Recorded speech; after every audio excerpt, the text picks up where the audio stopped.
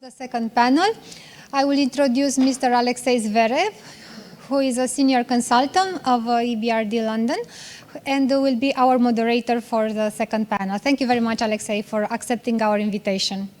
Please.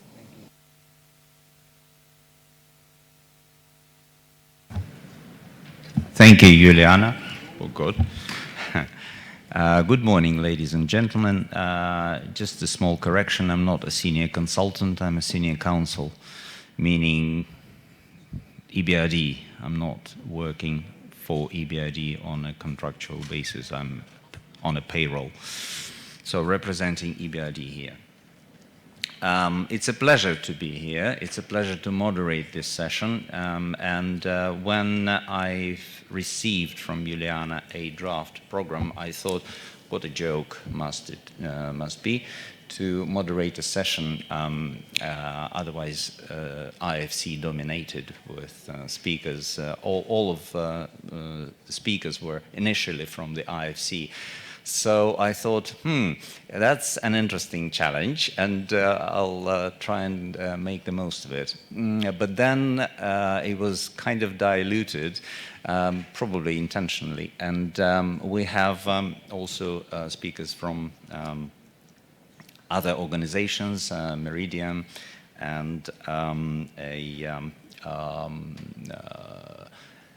an expert from the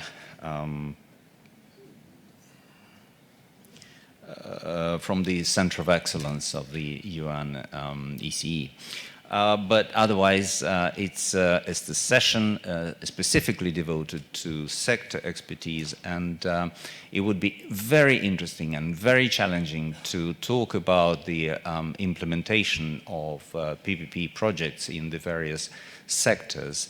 I'd like to ask also my IFC colleagues and other colleagues to talk a little bit possibly about the differences of how they structure projects and what sort of impressions they have from the implementation of the slightly different approaches they may have in the so-called merchant sectors and non-concession PPP with availability payment and government-paid non-concession PPPs. But I think without further ado, I'd like to give the floor to Mr. Almaz Karasayev, who is the IFC Director of Investment. Thank you. Yeah, just correction, investment officer in the transaction advisory team of the IFC. We deal with preparing, structuring, and helping the governments to tender PPP projects. So my presentation is dedicated to the transport sector PPPs. So in general, the transport sector lends itself very well for development through a public-private partnership mechanism. In the case of Romania, we believe that the subsectors within the transport sector that are most promising for the PPPs are potentially roads and ports. So my presentation will focus on our experience and certain PPP considerations that needs to be taken into account when doing such projects. Of course, I will not be able to cover all the aspects, but I'll try to highlight the most important areas. So. With respect to the road PPP projects, so in general, public financing of the roads is very important, but sometimes public financing alone may not be sufficient to close the investment gap. There is a lot of need for construction of new roads, rehabilitation of the existing roads, maintenance, etc. And to close that gap, public-private partnership may play a role and become an additional instrument for the government and help attract private financing in addition to the public financing. It also helps to attract sector know-how and efficiency from the private sector. Typically, we've seen many international studies, and on average, direct public procurement tends to have cost overruns and delays around 25%, and the same indicators for the PPPs are generally twice as lower, around 9–10%, and this demonstrates that the PPPs private sector can be very efficient in dealing with long-term capital-intensive projects. And in the long run, the road PPP projects can also help the government to develop the road construction and maintenance market. As such, the PPP projects are long-term in nature, and it also incentivizes the private sector to focus not only on the optimizing construction, but also maintenance and operation, and therefore the optimization covers total life cycle cost of the project. PPP also allows to transfer certain risks to the private sector related to design, finance, construction, and O&M. I mentioned the financing, and in certain conditions, the structuring allows to pay the payments to the contractor over time. In general, the PPPs is about balancing the interest of the public partner and the private partner. The same goes for the transport sector PPPs, and I cannot emphasize enough that this balancing is achieved through a comprehensive analysis and due diligence that whereby the government identifies and understands the key risks and allocates them properly. And in this process, it's very important to have the support of experienced experts and consultants who can guide certain areas and provide necessary input. If we focus on the road PPP transactions, there are mainly 3 different ways to structure the road PPPs. The first one is the simple toll road structure, where private partner builds and operates and maintains the road and recovers its investments through a road user charges, so directly receives the toll revenue, and in this case the private partner assumes the traffic risk. The option 2 would be very similar to the toll road structure, but this is a minimum revenue guarantee where the government guarantees a certain level of revenue for the private partner, and in cases when the toll revenue is below that level, the government makes up the difference. The third option is the availability payment structure. Here, the traffic risk is completely borne by the government, and the private partner's revenue will be received in terms of availability payments, which are paid regularly as long as the road is available for the public use. And in this case, the government may or may not decide to charge tolls to the road users. In certain cases, it may, and this will help also to cover partially or fully the availability payments. So the simple toll road structure is typically more suitable for countries where the toll roads are, the population is used to tolls and there's high level of traffic and there's clear benefit in terms of higher speed and safety. Minimum revenue guarantee is more suitable when also the population is used to tolls, but the traffic level is moderate, and the government has a flexible budgeting system which can be compatible with the contingent uncertain payment obligations during the life of the project.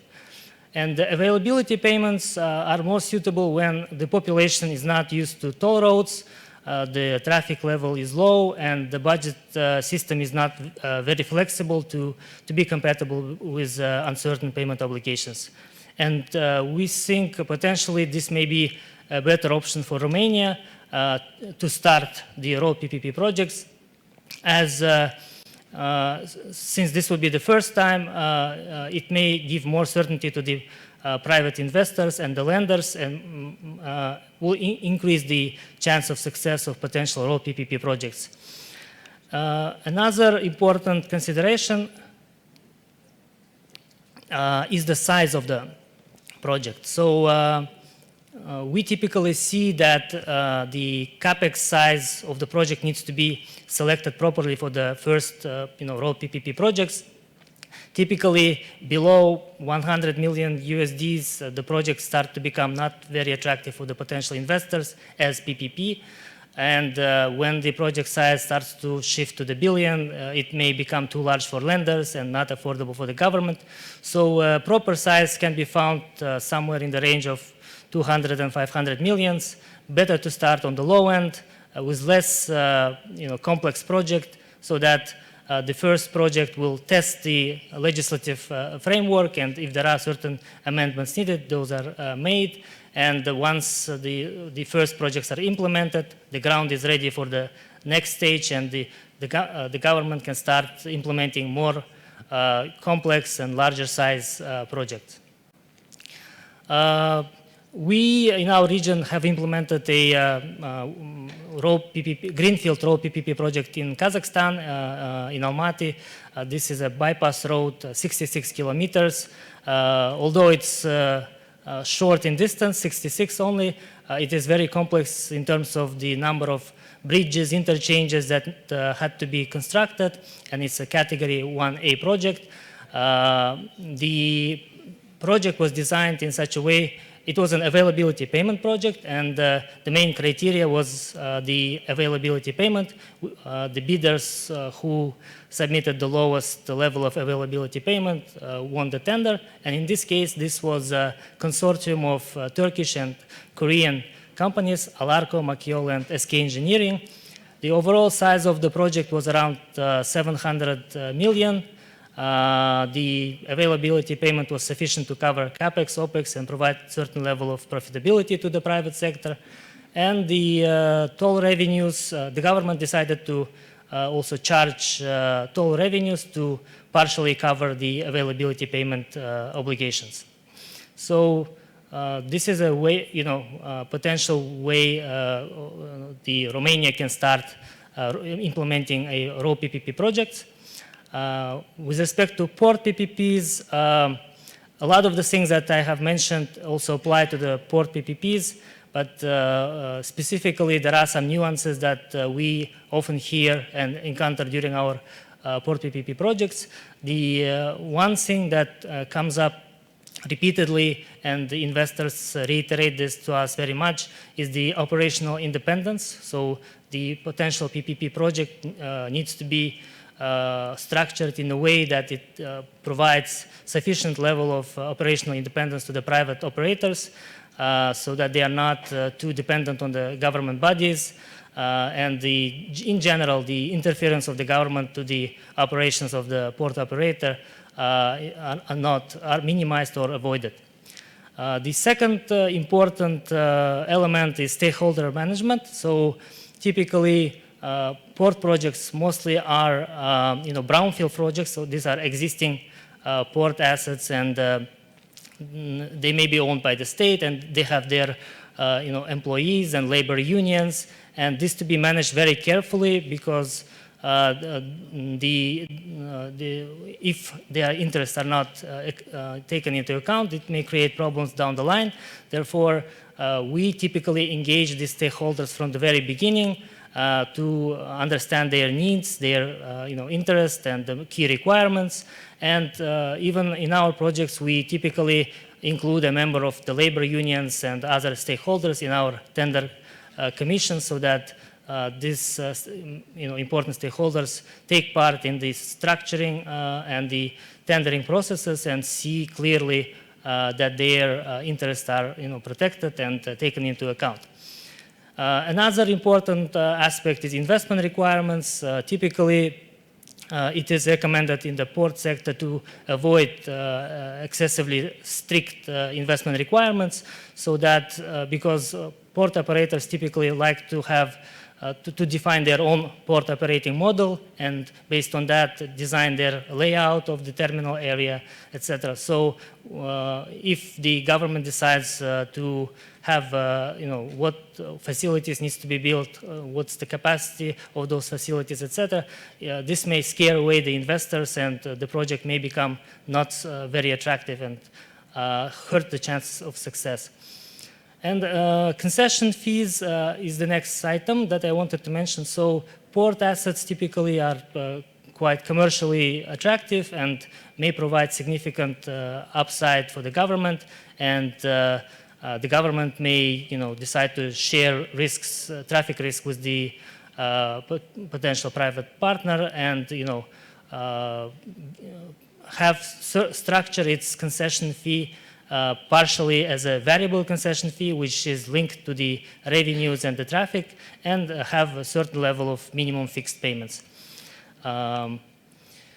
In terms of specific projects in the region, we have implemented a brownfield port concession projects in Ukraine. This was a state-owned port operator which had significant port operations and a lot of employees.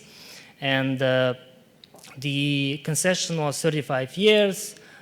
We designed the terms of the concession taking into account several social obligations related to the labor, so that although the number of employees was excessive, the process of transitioning to a more manageable level of employees was smooth and taking into account the interest of the employees and the labor union. So we took the demands of the labor union into account, and those were part of the concession obligations.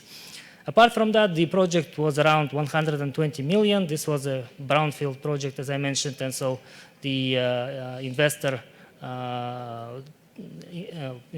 committed to invest in building new facility.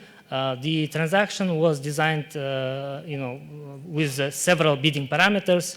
So we had variable concession fee, fixed concession fee, investment commitment, and other items.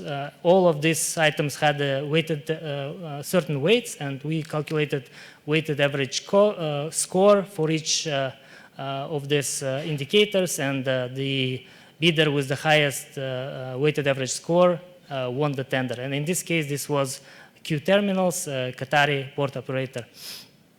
We also had the experience of greenfield port PPP projects. The greenfield projects typically are large in size, and not always are the potential traffic for these projects can justify these investments. So typically in this type of projects, the government subsidies and contributions are required. And in this project, for example, the bidding criteria was viability gap financing. So basically the level of subsidy that was required from the government. So whichever bidder submitted the lowest requirement for government subsidy won the tender. In this case, it was Bolora Transport and Logistics. It was a 30-year concession, 360 million from the private partner, 130 from the government, and there was some certain level of concession fee linked to the traffic. In other cases, for example, in Africa, we had a project where the government from the beginning set up the investment obligations that the government can take on, and the rest was required from the private partner. So there are a lot of ways how port PPPs can be structured. A lot of the things I mentioned that were related to the road PPPs also apply to the port PPPs. But typically, port terminals are very attractive for the private investors. They are typically commercially viable businesses. The tariffs are typically linked to the hard currency, and they are not regulated. The global players can integrate these ports into their global supply chain networks. So port PPPs can be very attractive projects, but in certain cases, the port PPPs can not only attract investments, but also enhance competition. In certain cases, there might be dominant players in the domestic market who, taking advantage of their position, may charge significant port tariffs, but when the competition is introduced, those charges may go down, and the general port users will benefit from that.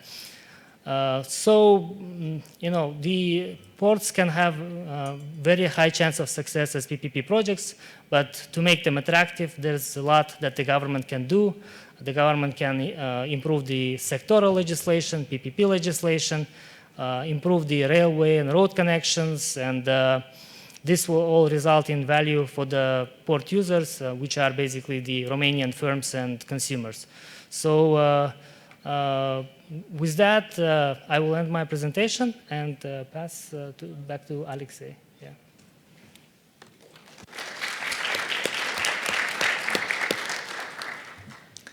Rahmet Almas, it was very interesting to hear about your suggestion about the possible option for designing a PPP project for Romania. Obviously, some of the projects that you presented, IFC works together with the EBRD. We know that we work jointly on a number of transport projects, but probably not as much in the area of urban infrastructure or municipal infrastructure. And I would like to pass the floor to Aknur Yumatova, who is an IFC investment officer, as that's correct title, and who is a special sector specialist in IFC in exactly municipal infrastructure. Small correction, I mostly specialize in healthcare PPPs. Even better. Yes. Dear participants, dear guests, thank you for your participation in this very important event. Almas and I work in Mehita's team in the PPP transaction advisory in IFC. And today I wanted to speak about several models in healthcare and specifically about one model for construction of hospitals, which is a very important priority for the government of Romania.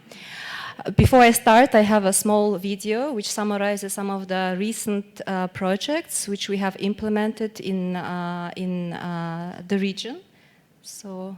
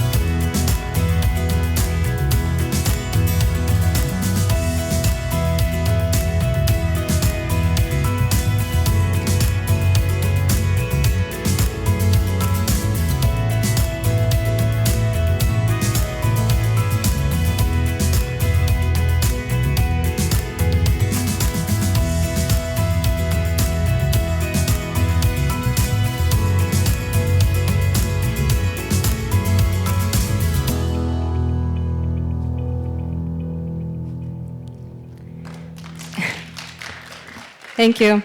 I hope you found this entertaining a little bit.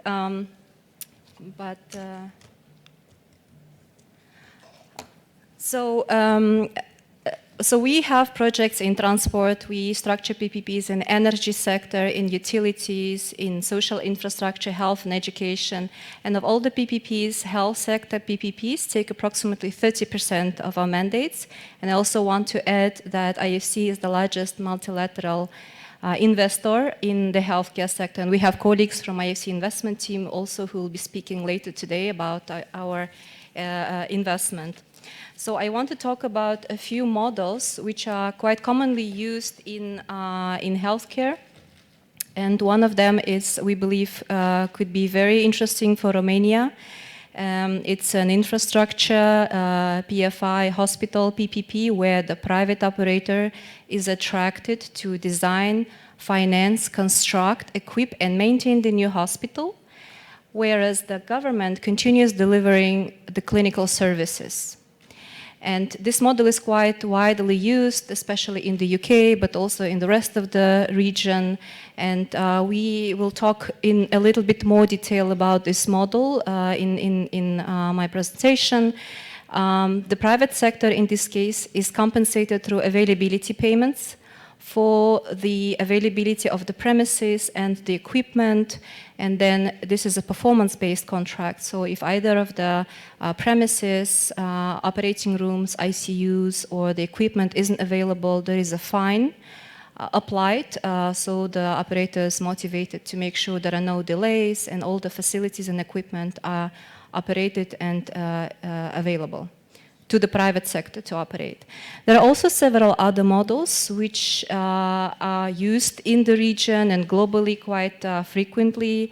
Specialized clinical services, which is attracting private operator to not only deliver the infrastructure and equipment, but also the medical services. And this is only targeting specific medical services, such as dialysis, such as radiation therapy for oncology patients, diagnostic services, laboratories, and visual imaging diagnostics.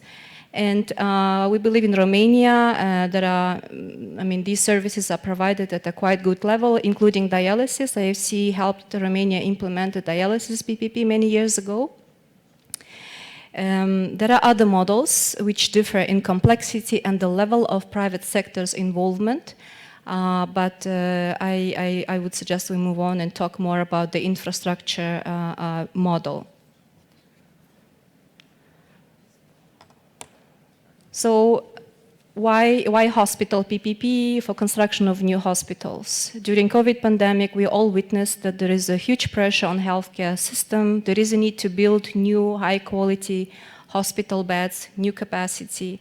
Fiscal space is limited and government sometimes is unable to quickly provide the capital investment upfront to build the new hospitals, to equip them. And sometimes there is a lot of expertise needed to design a modern hospital, taking into account the local specifics. Traditional procurement can be delayed, there are cost overruns, and it might not be optimal. We are not saying that PPPs should be applied for construction of all hospitals, but for some projects that are priority to test the model and to see how this can be done with affordability considerations can be very interesting. So a hospital PPP, an infrastructure PPP without the clinical services.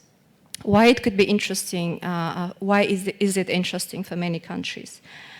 First, it's a better quality of infrastructure because the private operator is motivated to build a high-quality hospital as he will be responsible for maintaining the hospital over the 20 years term of the contract. And then at the end, hand back to the government at a certain condition of this facility. There is a predictable budget for the government for the foreseeable 20 years. There is a possibility to construct new hospitals now, even if the government cannot allocate now 200 million or 300 million upfront, but the payments can be delayed over the period of the contract. And one of the key elements is also that the hospital management, the public sector, the director of the hospital and the staff can focus only on clinical services. They will not be worrying about the condition of facilities, the maintenance, the equipment maintenance, and so forth. So this is a quick summary of the model that we are discussing. The government essentially allocates the land plot and provides payment in the form of availability payments for the provision of the new hospital, for the provision of equipment and maintenance of the new hospital and equipment. And the private operator has to design, construct, finance, and commission the hospital, and then maintain it and make sure all the facilities and equipment are available over the term of the contract. And usually the facility is transferred back to the government at the end. It's also important that monitoring of the contract is key in all PPPs, not only in this particular, but in all PPPs, to make sure that there are no issues between the public and private partner, and any issues are resolved without escalation and without any sort of conflicts. We wanted to show you the example of Boza Hospital PPP in Colombia. And specifically why this is a municipal hospital PPP, and in Romania this is quite actual because hospitals are normally at the municipal. Most of the hospitals are at the municipal level. In this particular project, which was closed recently, IFC acted as the transaction advisor to the government in preparing and structuring the PPP and helping attract qualified bidders to implement the project. And it's a 215 bed hospital, and the size of investment is 97 million. For the term of concession is 17.5 years.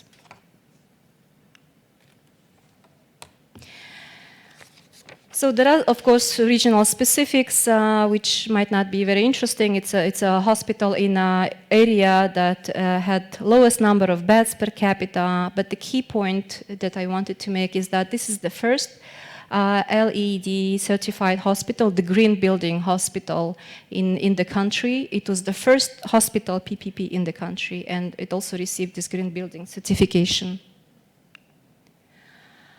So, the project construction process is completed in 2.5 years. It is scheduled to commission very soon. It's important to note that the financial closing for this project happened during COVID time, right? So there was small delay, but it did happen. I must say that 2.5 years is a very good time frame to finish the construction of the hospital. We're implementing hospital projects now in the region and other countries, and the feedback from bidders and construction companies is that it normally takes at least 2.5–3 years to complete the construction of a hospital. So project structure differs from country to country, from a sponsor, from concessionaire to concession, and it's important to note that if a municipality comes as the public partner, public party in the contract, the municipality has to have sufficient creditworthiness to be able to act and to be able to be the partner with the public, with the private partner in the contract. Otherwise, it's important that there is a state budget support provided from the central level to municipalities to enable municipal hospital PPPs. So the tender process for the project followed a standard structure, which we believe is similar in Romania. It's a two-stage process with pre-qualification based on legal, technical, financial capacities of bidders, and then submission of technical and financial proposals. The result was very good. There were 12 pre-qualified bidders, 4 qualifying proposals, and the winning bidder was a consortia of Spanish and Peruvian companies who offered the financial proposal, which was 12% below the approved budget for this particular project. I want to mention as part of this slide is that working with bidders is very important, and the team has done a great job in marketing the project. And working with investors, in our experience, is key to make sure they maintain interest in the project, that their questions are answered very quickly, that the structure includes all the bankability requirements that they require, that they need. And because there are so many other projects elsewhere in other countries, they can just quickly lose interest and go somewhere else. So it's very important to maintain the interest and keep them involved in the project until the end. So several lessons learned. Just a few points without going too much into detail. Government capacity to manage, to prepare the projects, but then also to monitor after the financial closing, after the commercial closing. Affordability of these projects, I'm going to talk a little bit more on the next slide, but it's important to make sure the project is affordable to the government and it's also bankable for investors. Programs are more attractive for investors. That's our lesson learned. Not a single one-off project, but a series of projects announced by the government or planned by the government raises more interest with bidders. So when it comes to Romania, there are overall the condition of facilities, of hospitals, the condition of equipment need to be improved. Right? This is clear. There is a need for new modern hospitals. The problem also is that in Romania there are many hospital beds, much more hospital beds per capita than in Europe, and there is need to optimize these beds. There is need to slightly reduce and to make sure this optimized number of beds are located in modern, efficient, state-of-the-art hospitals, but also the types of beds meet the demand of the population. So we do not recommend just to go ahead into a city and region or a catchment area and just to build a hospital. It's important to look into disease profiles in this particular catchment area, in this district or a city, and see what are the diseases that prevail in this region and what types of beds are currently available and what types of beds are not available, and then plan the new hospital, selecting those public facilities that need to be optimized. So in Romania particularly, a consolidation of hospitals is a very important recommendation. So the idea is that to look into old, inefficient public hospitals and see which of these hospitals need to be moving to a new hospital with optimization. So the new hospital takes over the staff of these existing public hospitals, the operational budget. Because one thing is the budget, the CapEx costs and the equipment costs, but another issue is the payment for the clinical services, where the government will find the money to pay for these doctors, for the surgeries, and for all the medical services. So that's where this budget will move to the new hospital. And of course, staffing is a problem in Romania as well. It's important to make sure that there is availability of qualified staff. And finally, the affordability considerations for hospitals. Many governments want to build hospitals, they like idea, and then they want to do more and more and more. But it's important to look into how much it is going to cost in the long run. And hospitals are, they can be very expensive, and in many cases, there could be potential for blending finance, because building hospitals as a PPP purely with private financing might be a bit expensive. Government has access to cheaper finance, so they can bring money through either own state budget or through concessional loans and contribute towards the project in the form of upfront contribution to buy down some capital. And this payment, this contribution can be either upfront one-off or split into milestones. And many countries actually followed this approach. For example, some hospitals in Germany subsidize up to 75% of the capex. In Canada, for example, it was the policy that up to 40% of project is supported by the government through the concessional finance. So there are different ways, and of course there are the hospitals in UK where 100% was privately financed. So there are different models, and each country has their own way. And we're here as advisors to government. We would be very happy to work with the government to help prepare a pilot PPP. We are currently working with municipalities of Ploiești and Timișoara on preparing consolidation of hospitals. And we are very happy to have today Ms. Mariana Cârju, who is the advisor to the mayor of Ploiești. I pass the floor to her to say a few words about the project that we are working on together with the municipality. Thank you. You are not. You are passing the floor to me. But Rahmet,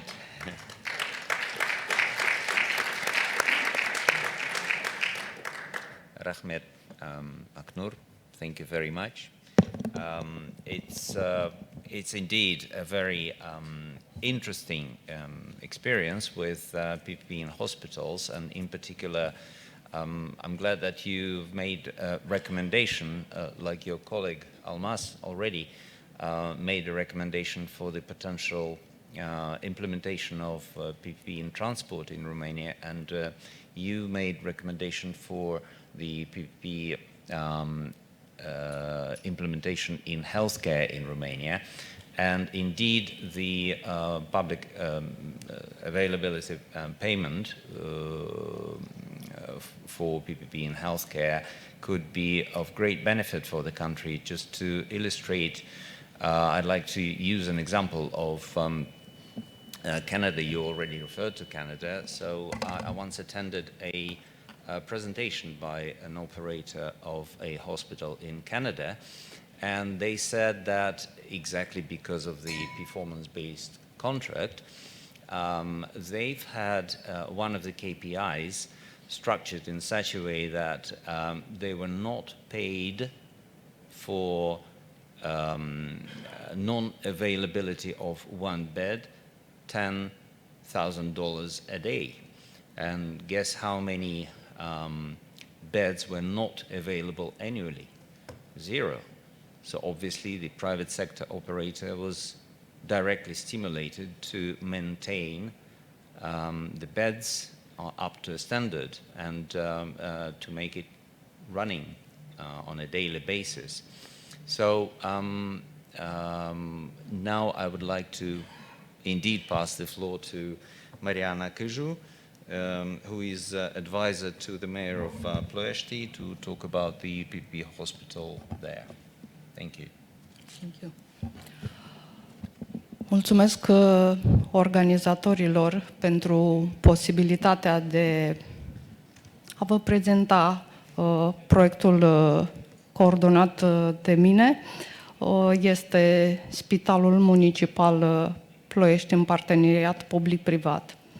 În urmă cu 2 ani de zile, analizând activitatea celor 2 spitale aflate în subordinea Municipalității Ploiești, Spitalul de Pediatrie și Spitalul Municipal Ploiești, pentru îmbunătățirea serviciilor medicale, am realizat necesitatea construirii unui nou spital. Ca toate autoritățile locale, am început printr-o cerere la Compania Națională de Investiții. Am fost introduși în lista sinteză după câteva luni, solicitându-ne apoi realizarea studiilor de fezabilitate și eventual a proiectului noului spital. Primăria nu deținea fonduri în buget pentru realizarea acestor studii. De aceea am analizat alte posibile surse de finanțare.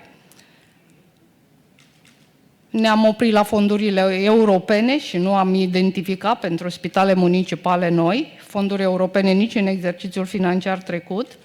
Și după 1 an jumate, după ce am inițiat acest proiect împreună cu AFC, am constatat că nici în exercițiul financiar următor, în POS, România nu beneficiază de fonduri pentru realizarea de spitale municipale noi, ci doar pentru clădiri noi în interiorul spitalelor existente sau reabilitarea sau extinderea clădirilor existente. Singura posibilitate, ne-am gândit, de realizare, pentru realizarea acestui proiect era pentru noi găsirea unui partener privat. Așa am început colaborarea cu AFC în decembrie 2021.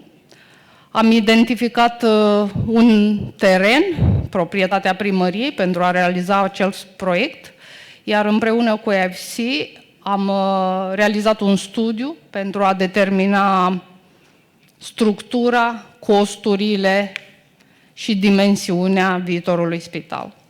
Vreau să vă spun că în spitalele din Ploiești, care se vor uni pentru realizarea acestui proiect nou, Spitalul Municipal Ploiești, în parteneriat public-privat, dețin secții unice în județul Prahova, iar cum ar fi oncologia și reumatologia pentru adulți, iar Spitalul de Pediatrie deservește 3 județe, Prahova, Dâmbovița și Buzăul. De asemenea, distanța pe care o parcurg cei din nordul Bucureștiului până la Ploiești este mai scurtă decât distanța până la spitalele din București.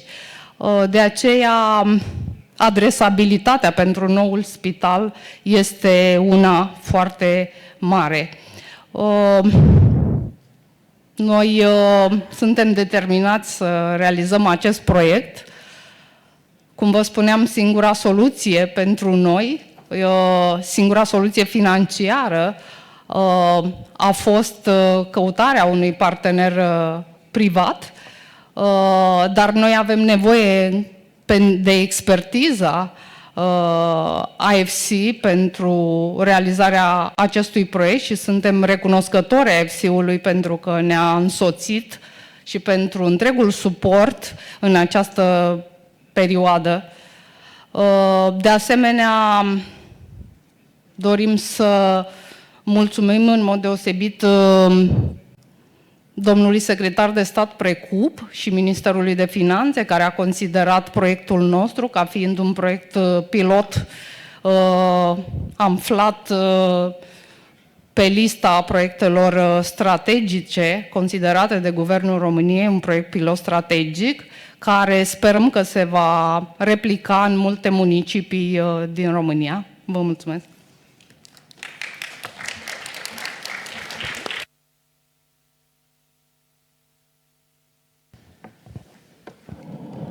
Mariana, mulțumesc. Thank you very much.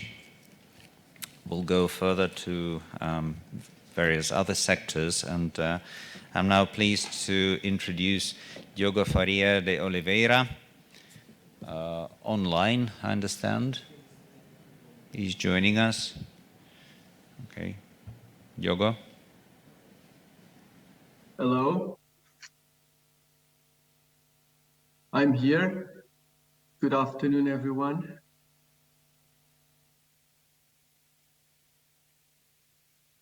So I'm going to talk about water and sanitation. And you're probably wondering what is a Portuguese doing here with you? So basically because I believe we are brothers in some aspects. So both countries, Portugal and Romania, we are performing below the European Union average in terms of GDP per capita. Romanian population is twice the size of Portugal. The area is twice the size of Portugal. But then the GDP per capita of Romania is half the size of Portugal, which make us roughly the same size in terms of GDP. So in the water and sanitation, we also share a lot of things. We entered the European Union in 1986.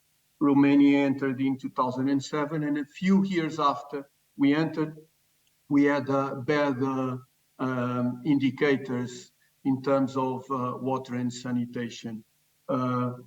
Network coverage was below what we would like it to be. Wastewater network coverage very low as well, Portugal with 60% and Romania with 49%. Wastewater treatment coverage, we only treated 28% of our sewage. So the situation was very, very similar. So we both went into reforms.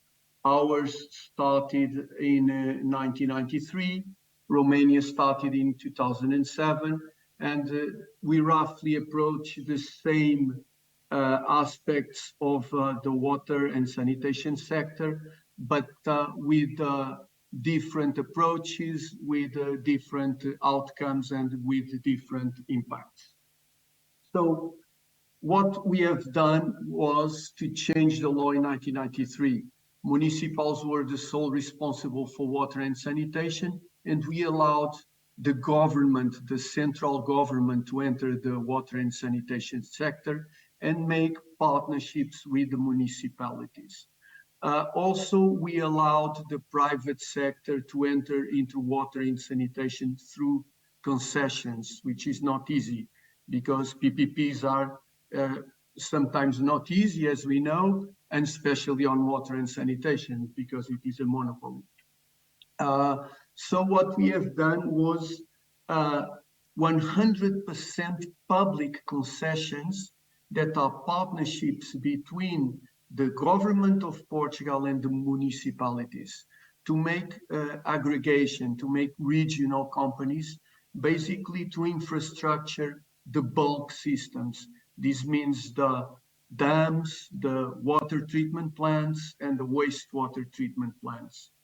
Downstream on the distribution, municipalities still operate their networks, or they can grant into concession to the private sector. In any case, this is a volunteer models for the municipalities. If they don't want to go with the government, they don't go. If they want to go with the government, they enter in this multi-municipal concession model.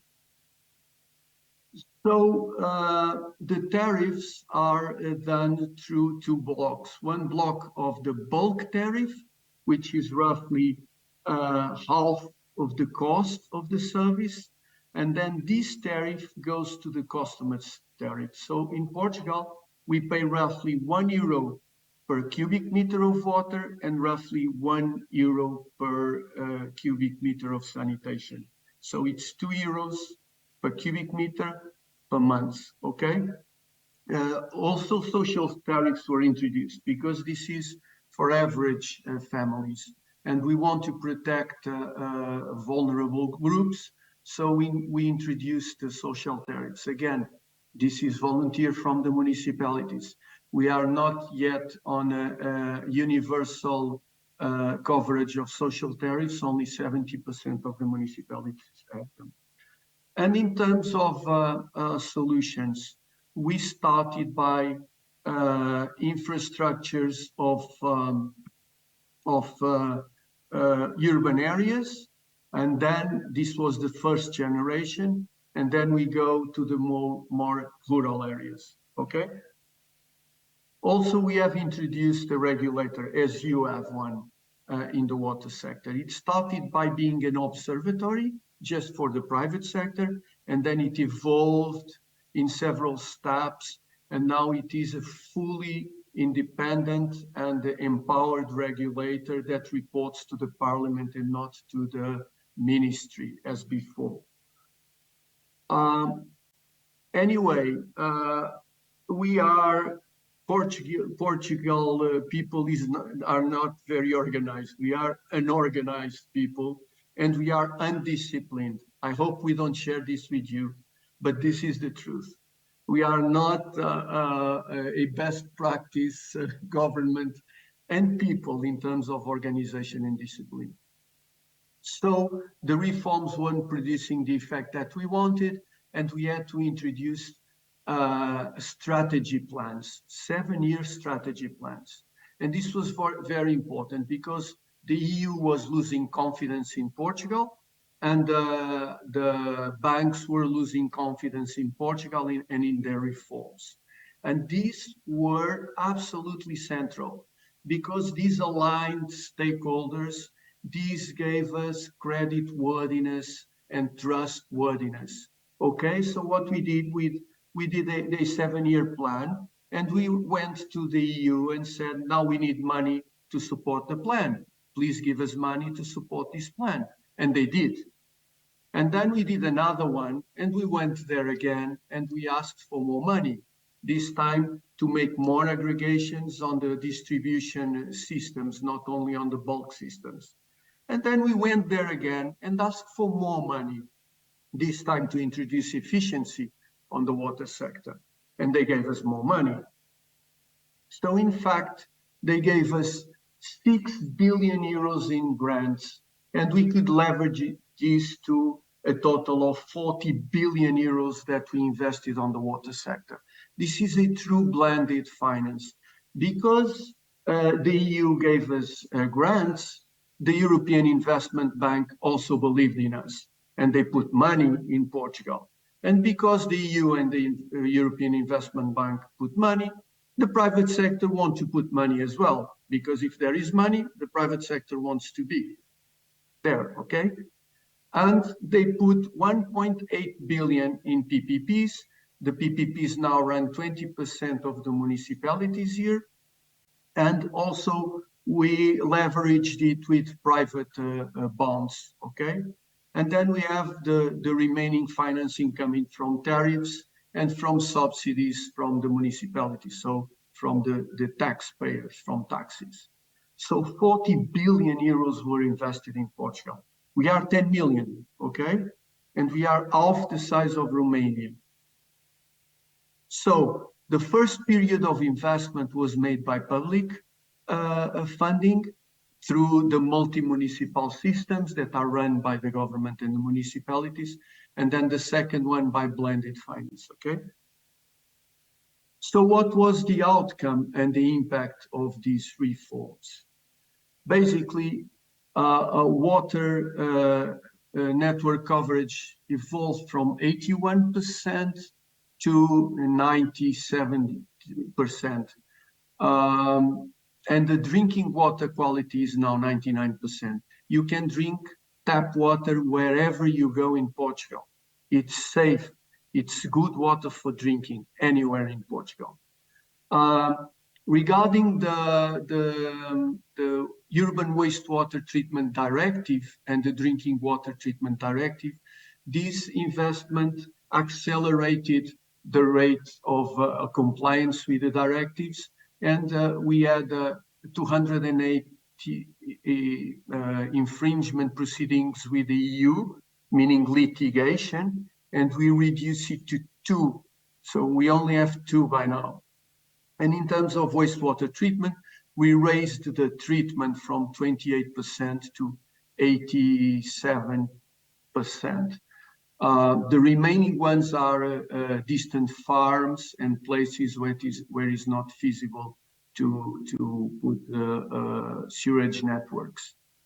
So what can we learn with the Portuguese reforms? Basically, the first thing to do is to introduce sound reforms in terms of legal, institutional, and organization. In Portugal, this was made through the creation of a Portuguese company called Águas de Portugal, so state-owned company that made the partnerships with the municipalities. We introduced the strategy plans. This was core, okay? It was these strategy plans that gave us the confidence and that aligned the entire sector, the municipalities, the government, the private sector, and even consumers, because now we know where we want to go and we had the money to do it. So this multi-municipal scheme took the burden out of the municipalities of having to construct water treatment plants and wastewater treatment plants. This is not the core of municipalities. We have professional companies doing it, and they are investing, they are operating, and they are maintaining these assets. This was very important to accelerate investment and to comply with the European directives. We also made aggregation on the distribution systems. We have an incentive scheme for municipalities to aggregate their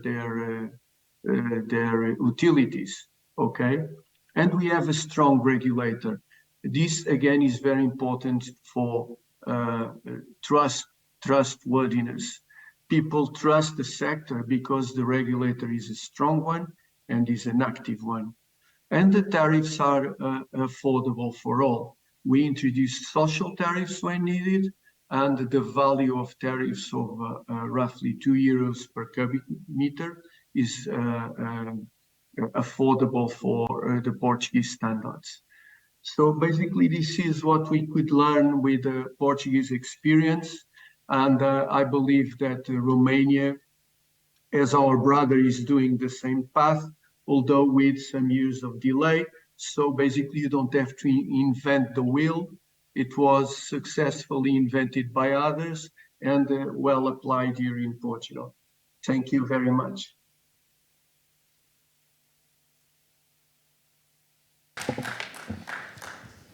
Obrigado, Diego. Thank you very much indeed, and thank you for your very interesting insight on the water projects, and in particular, thank you for showing the beautiful sunset over the Vasco da Gama Bridge, which in itself is a PPP, a toll road PPP, as we know. Thank you. I have a question to you, if you don't mind. You referred to safe, drinkable water all over Portugal. I wonder if that's relevant only for mainland Portugal, or also one of the best-known challenges for water operators, the island. How about Madeira? Is it safe? Is it drinkable? Thank you for the question. Yes, well, first in the mainland, because we took this municipal responsibility, we could look at it as a whole. So just to give you an example, with 5 water treatment plants, only 5, we supply 45% of the Portuguese population in mainland. The other ones are obviously small water treatment plants. In the islands of Azores and Madeira, the situation is different. In Madeira, you can drink it anywhere. In Azores, there are 9 islands, and there are small spots that water is not completely treated, is only disinfected. But the overall situation is very good anywhere in mainland and in the islands as well. Thank you. Obrigado. Okay, we have one more speaker who is representing Meridiam, and Meridiam does not need any introduction at all whatsoever. Is one of the major, if not the major, player on PPP, and David Delgado Romero is going to present his experience as Meridiam partner. Thank you, Alexi, for the introduction. And I wanted to take the opportunity first to thank Țuca and IFC as well for allowing us to cooperate with you in the organization of the event. We are very happy to be here, pushing and promoting the cooperation between public and private for the development of infrastructure. The idea that I had for my presentation was less sector focused than what my colleagues have done in their presentations, and was the idea that I had was go a little bit around the portfolio of projects that Meridiam has, particularly focusing on those that have used the PPP methodology to be procured, and to put them as examples of things that could be done. We will find some examples in the health sector or in the water, on the transportation, but the idea that I wanted is to put them as an example of what we can achieve with PPPs in the development of infrastructure. I will allow myself just 2 words about Meridiam, because I'm very flattered of your words, but just first take the opportunity to say that we are super interested in keep investing in Romania, and I wanted to make mention And I will talk a little bit later on about our first investment in the country in a cooperation with the city of Bucharest. And we want to use this platform also to be open for discussion for new investment with public sector. And I'm very happy to see representatives from municipalities around the table, as well as representatives from the central government. And we hope that we can really engage into real opportunities in the future with them. The other thing is that Meridiam is always mentioned as a financial partner for municipalities. I wanted also to make this reference to the fact that we are very much interested in developing projects ourselves. We consider ourselves as well as developers. I was very identified with the references that the Secretary of State of the Minister of Infrastructure was making in relation to the civil engineers. We have a large bunch of colleagues at Meridiam in Paris that are engineers, and we like to take things from the early stage and helping structuring them in the way that can move forward correctly. I've done a quick selection of projects that I think that each of them bring a particular key idea or concept in the way that they contribute to promote PPPs. I've done this in the sectors that you see announced in the slide, and we organize this in three different batches. That Meridiam is mobility, low carbon, innovative products, and public accommodation. We give essential services now because we have other elements like telecom you can see there, for example. If we move to the first project, and touching a little bit with what was described earlier, I wanted to bring the project of the port of Calais, which is for me representation of a very competitive financing that can also be structured under a concession or a PPP contract. The project has a concession structure for 50 years. And we have a particular structuring here. I don't think it's worth entering into it. But I wanted to highlight that being a sizable project, it's almost 900 million of capex that is being deployed in this project. We had challenges finding the economic equilibrium of the project, and it was because we were able to structure a 40-year bond issuance for the project that we managed to fit the financial obligations of the project within the revenues that we knew that we could obtain from it. Then very often in the discussion about PPPs, we will have this, but if we finance it through public financing, it's going to be cheaper. I think it's a very complex conversation, the one that we need to have about this topic. It needs to be properly assessed, but I think we can use projects like this to show that we can also obtain very competitive financing if the projects are properly structured.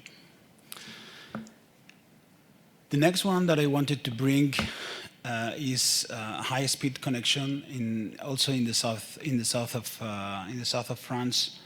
This is a very large project. I'm building up on a topic that was already mentioned, and is the size of the deals. This is a little bit more than 300 kilometers connection of high speed, and we are talking about a capex deployment of I think it was at the time 7.8 billion euro. Then I think this is probably an extreme. I want to put this in the mind of people so they understand that somehow size matters in PPP projects.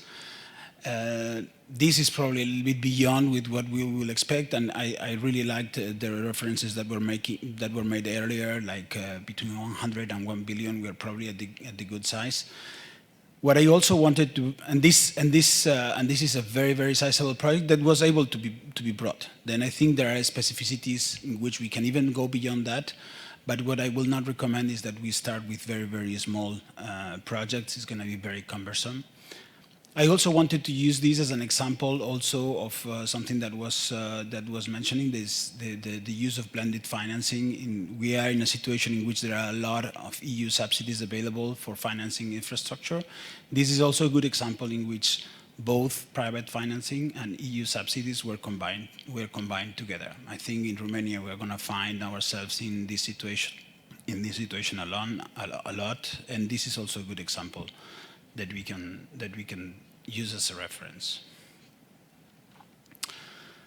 The next one is the tram of Florence. This is a project that is quite close to my heart. I was myself working for a couple of years in closing this transaction. Here we are definitely in a project that is managed by a municipality that is structured in a way that is very close to an availability-based payment and very close to the models that were presented earlier for the roads. But I wanted to bring this as an example of how even if projects have investment in different phases, PPPs can still be structured around that. Obviously, it's going to be more complex. I agree with the rest of the panelists that were mentioning it's probably not the best idea to start with the most complex projects. I agree that we can probably engage with the sector, with investors, with the financial institutions in much simpler projects. But despite of that, I think we need to look into the collaboration between public and private also, with much longer term objectives. And here we have projects which probably are a little bit more complex, but explain also where we can get if we move forward into this direction. We cannot stay just simply at very ordinary or simply structured building PPP under an availability based. We can go to things that are much more complex, and we can keep benefiting from this cooperation between public and private. We have 3 different lines that were, the third line is being built or is starting to be built right now, and it's 10 years apart from the end of construction of the first one, and it's still under the umbrella of the same PPP contract. Still in the transportation sector, I wanted to bring a couple of airports. The airport of LaGuardia is again a very large transaction. The discussion that I wanted to bring here is this discussion that is going to happen in most of these transportation sectors, in whether it's a traffic-based risk project or is an availability risk project in which we are not transferring the risk for the private sector. It's really a conversation that, despite of the structures that we have seen in many other deals before, each public authority, each group of stakeholders need to do their own analysis. And here, this is an example where we came with a structure that is much more closer to an availability deal than a traffic risk transfer, which is not the case usually in airports. And it's a very successful. We entered into operation last year. The project is at the highest standards in terms of environmental and sustainability for buildings. The users have welcomed the infrastructure with open arms, and we are really flattered about the reception that the project has had. And this was a strong effort to structure the project around this, because I mean, it was ultimately the decision and the conversation between the Port Authority of New York and the airlines that managed to structure the deal in a way that allowed them to keep the same risk allocation that they had in the previous system. And they didn't want to divert from it, saying we don't want someone external to come here and start taking this risk of the traffic, because they will try to impose on us airlines how to operate. And we managed to put in place this structure that has kept the status quo in terms of allocation of risk. A little bit against what is traditional in markets for PPP. Then the message here is stakeholders, grantors need to be the analysis of which is right for the project. I also wanted to bring the airport of Sofia, first probably because it's a very close and successful cooperation between IFC and Meridiam, we are concessionaire in the neighboring country.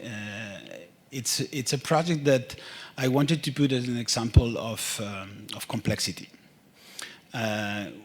We sometimes are saying we should approach delegation of services on topics that are monoscope or very straightforward methods. I think here we have a good example of how managing a full airport, airside, landside, with the large number of stakeholders that we see in this kind of infrastructure is difficult to structure.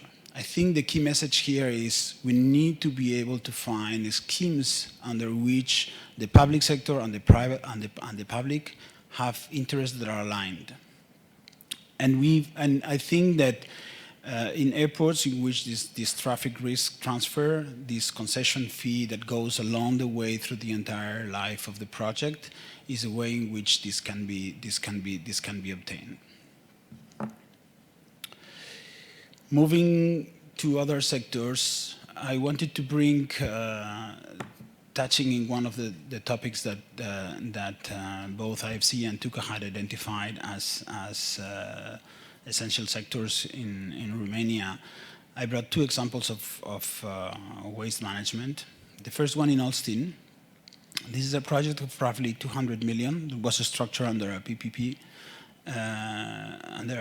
deal. Here, I wanted to have this as an example on how a single project can give response to different needs. And at the same time, this is putting an additional layer of complexity on having several potential grantors associated to the project. In this case, the facility is going to be providing heat to the city, to the district heating service at Olsztyn. It's going to be managing the largest majority of the RDF that is produced at the city of Olsztyn and in some neighboring municipalities as well. And the project is also going to be providing electricity to the network, with becoming the largest producer of electricity in the surroundings of the city of Olsztyn. Then we have three potential counterparties to the same project. I think this could be brought as an example of how on the public side they managed to organize themselves. They have delegated the entire organization of the project to the public company that is managing the district heating. And the other companies, the other municipal entities are just following the management of the process and the project from this unique grantor. Then I think it's a good example of seeing how we can address different issues at the same time with one project, but we need to be concise in the way from the public side the project needs to be managed. The project of Gipuzkoa is a similar plant in terms of size. We have a more integrated project here. We are also doing the biomechanical treatment of the waste and producing our own RDF that then is treated in the waste to energy plant. I wanted to bring this waste example as a way to illustrate how we can also manage difficult stakeholder situations through PPPs. I mean, here we have to recognize that most of the work has been very properly done by the grantor of this project. We know that this is the typical type of projects that we typically label as not in my backyard, and which require a lot of management with the stakeholders. And there was a very initial push that was done by the public authority to find the right location to manage the local stakeholders, but there has been also during the construction and now during the operation a very close cooperation between the public and the private to really manage these stakeholders along the way, and it's working. The cooperation is so close that actually in the scope of the PPP, the public administration included the offices of the grantor in the same building than the private partner, than one floor above the other. And I think that this is also something that is helping in the close cooperation between the two parties to manage stakeholders.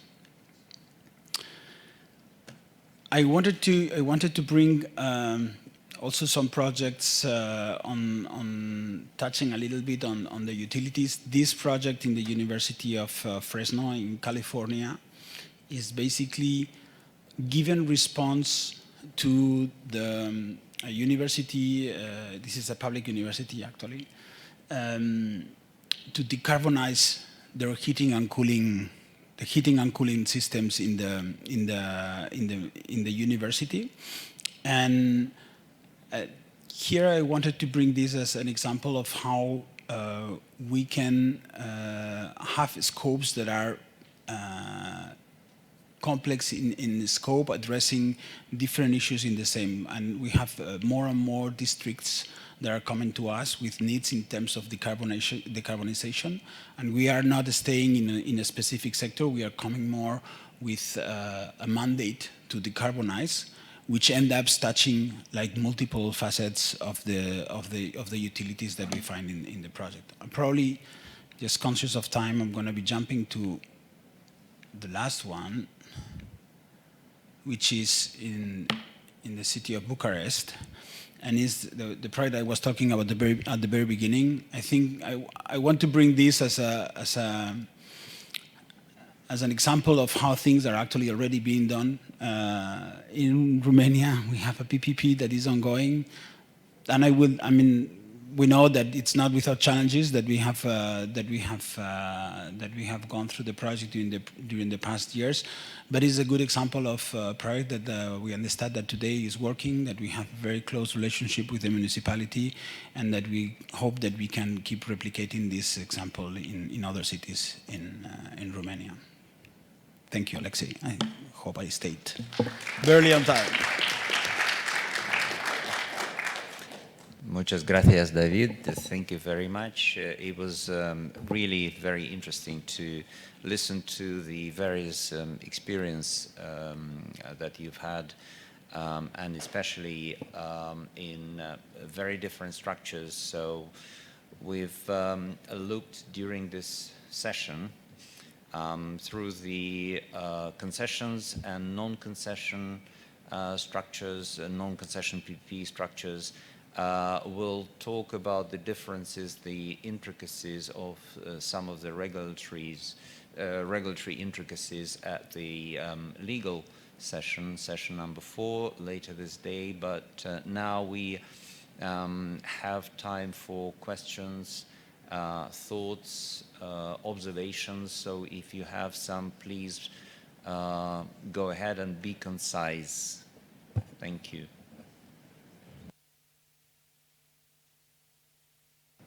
Do we have a microphone, please?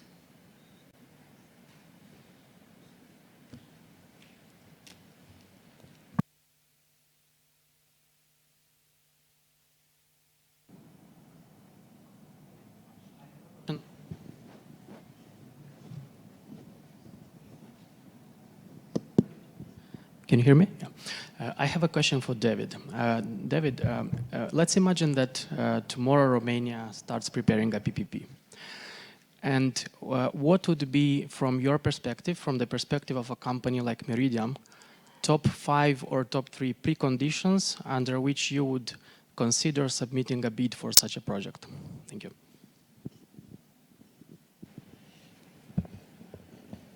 Yeah, I think I will have to respond that we will need to refer to the discussion that we had in the first panel. I think there were some interventions in which it was clearly stated. I will say one that rather than 5, probably only one, and I will lead probably my colleagues to bring with others. I think we need a champion from the public side behind the project. And if we have someone that is eager to support the project and to go through the ups and downs that preparing one of these complex procurements and awards and monitoring of the project along the way, I think we have the essence for success, at least on the first part. Then it will come to who is going to be the partner on the private side. But I think that for the success part that you are mentioning, I think the ball is on the public side, and I think if we have someone with the courage and the support on the political side was also mentioned. If we have this champion, I think in Romania we have all the conditions to have these projects moving forward. The rest is going to be there. But I will invite probably the rest of the panel to come with complementary responses to that. Thank you. Any other questions, thoughts, observations? We still have some time. I have a question. Well, first of all, compliments to the speakers. Thank you very much indeed for very interesting presentations and for sharing your thoughts. My question is also to David. Sorry about that. If we talk about the alternative sources of financing, not conventional bank lending, not even about capital markets, but any other sources. First, have you had experience of using these? And second, what would you recommend the audience here, and what would you recommend to Romania to consider?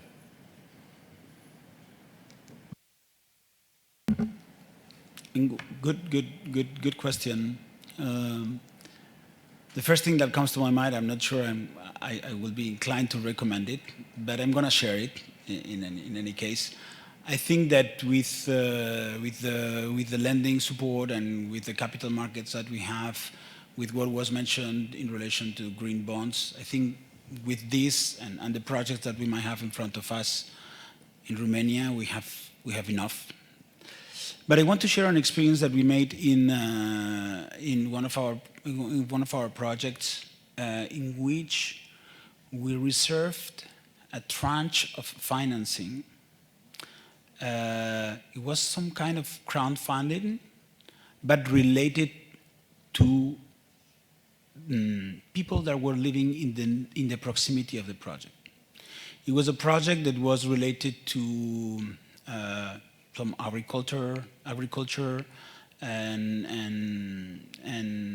farmers were also involved in the project. It was a project in which we were trying to recover energy from waste in this environment.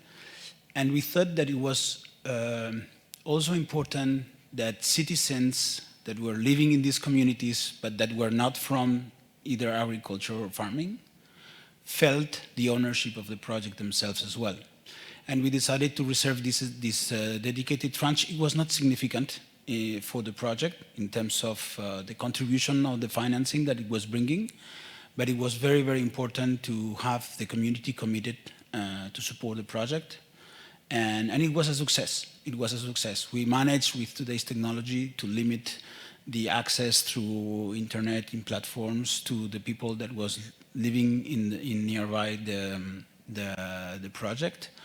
And it created a momentum in supporting of the project beyond the stakeholders that we initially had, that has been very supportive later on the project. Then I will encourage also people to think a little bit outside the box, not necessarily to cover the financing, but probably also to cover other needs for the project that are not just the real money.